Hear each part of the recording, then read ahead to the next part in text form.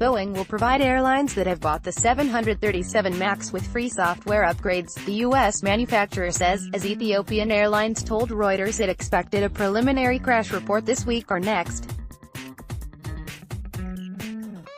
Any fixes to the MAX software, the focus of investigations in two deadly crashes that have prompted worldwide groundings of the aircraft, must still get approval from governments around the world.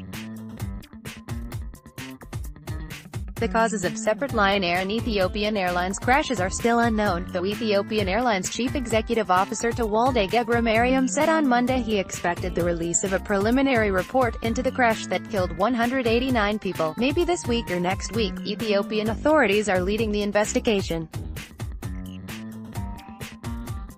Meanwhile, Boeing has begun briefing airlines on software and training updates for the MAX, with more than 200 global airline pilots, technical experts and regulators due this week in Renton, Washington, where the plane is built. Tewolde told Reuters the leading African airline may or may not attend the briefing, but earlier said in a statement that Africa's biggest carrier will work with Boeing and other airlines to make air travel safer. Despite the tragedy, Boeing and Ethiopian Airlines will continue to be linked well into the future, Tewolde said in a statement on Monday. Ethiopian Airlines believes in Boeing.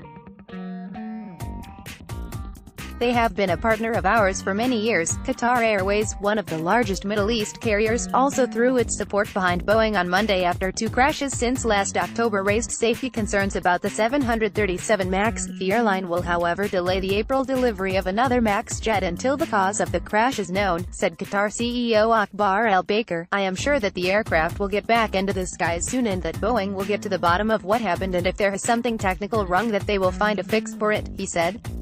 The session in Renton, Washington is part of an effort to reach all current, and many future, 737 MAX operators and their home regulators to discuss software and training updates to the jet, Boeing said in a statement on Monday.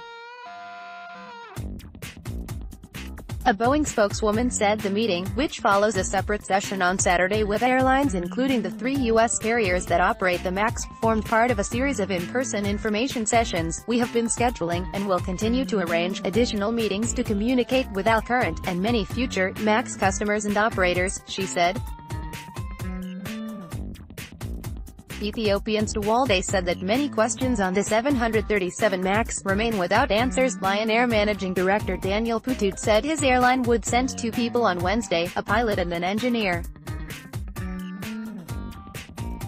The crash of an Indonesian Lion Air flight last October killed 189 people and first brought the safety of the 737 MAX into focus. Ethiopian and French investigators have pointed to clear similarities between the two crashes, putting pressure on Boeing and U.S. regulators to come up with an adequate fix. No direct link has been proven between the crashes, but attention has focused on whether pilots had the correct information about the angle of attack at which the wing slices through the air.